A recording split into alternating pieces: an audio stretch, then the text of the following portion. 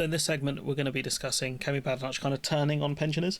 I think this is a really stupid move from her because this is the voting bloc she's going to need the most, I think, to hold on to what little the Tories have now.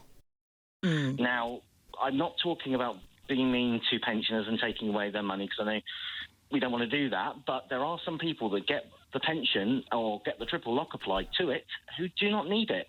So shouldn't we look at that and perhaps using that money to help build more houses or help young people to become homeowners? So means testing has a cost because you need bureaucrats to process it.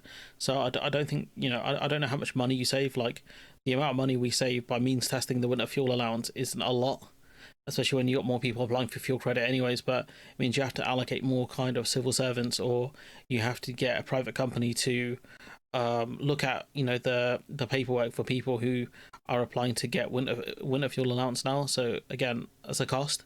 So I don't know how effective it would be to means test this. I can see the policy angle they're going with for this in terms of talking about how they want to save money on pensions and then they want to allocate that money elsewhere. In terms of building houses and things, is much more kind of pro-youth message there, which I think it's fine, but I don't think that really works for the Tories. I don't think the Tories' main voter base are kind of younger people. It's older people, boomers, and kind of older Gen X, I think.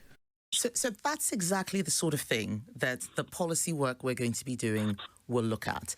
I have always said that we don't do means testing. We're actually going to look at the triple lock. I know we're going to look at means testing. Means testing is something which we don't do properly here. I'm someone who always said, for example, that millionaires should not be getting the winter fuel payment.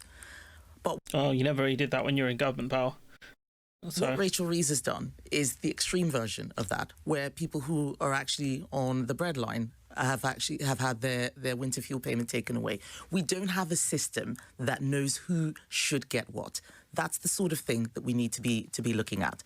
Now, I think potentially she'll lose voters over that, but I think because older people tend to just vote anyways, I think as long as Labour and the Conservatives push the same message, I can't imagine Reform are going to be talking about when pensions deserving the triple lock.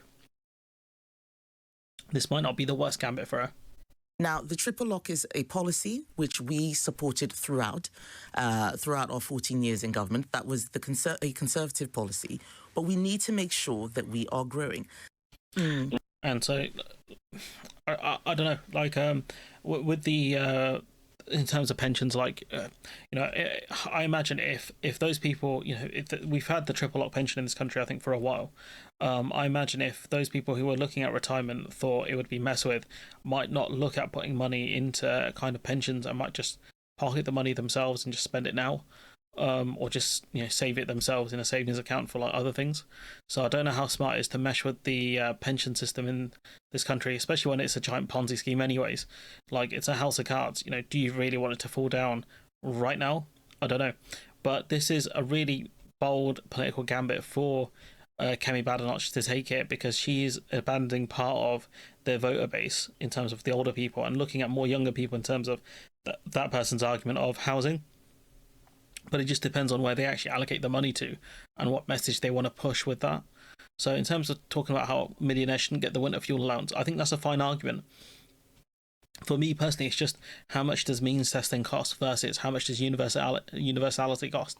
That's kind of more the question if I would ask if you wanted to actually save money, and how much would it actually save? Is it even worth it? I don't know, but yeah, I don't think this is the smartest strategy from Kemi Badenoch, to be honest with you, but we'll see how this goes for us. So anyways, I'm going to leave it there. Let me know what you think in the comments below. Like, comment, share, subscribe, support the channel on Patreon if you can, and hopefully I'll see you in the next one.